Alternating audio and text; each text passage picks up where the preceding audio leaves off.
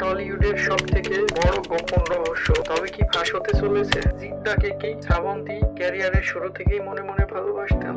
What ছিলাম জিতের আমি যে বললাম না একটু প্রেমে ছিলাম বলে মন দিয়ে কাজটা করেছি, তার সাথে সাথে প্রেমটাও করছিলাম আর কি।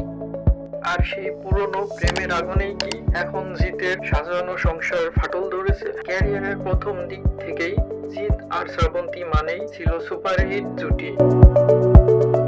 টলিউড পাড়ার কানাঘোষা বলছে শ্রাবন্তীর মনে জিতের জন্য এক বিশেষ জায়গা চিরকালই ছিল, কিন্তু জিৎ যখন মোহনাকে বিয়ে করেন তখন থেকেই নাকি শুরু হয় আসল নাটক। জিতের স্ত্রীর সামনেই শ্রাবন্তীর এমন কিছু আচরণ করেন, এখন নতুন করে সন্দেহের টানা বাঁধছে।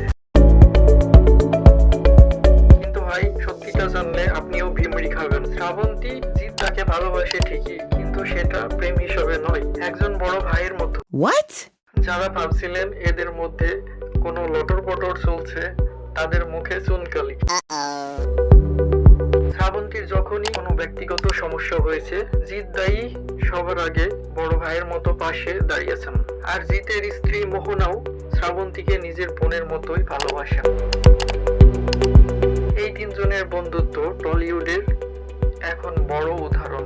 আপনাদের কি মনে হয়, জিৎ আর শ্রাবন্তীর জুটিকে আবার কোনো নতুন সিনেমায় রোমান্স করতে দেখতে চান? যদি দেখতে চান তবে কমেন্টে জিৎ শ্রাবন্তী লিখে ফাটিয়ে দিন। আর এমন জম্মেশ খবর পেতে আমাদের চ্যানেলটি সাবস্ক্রাইব করুন।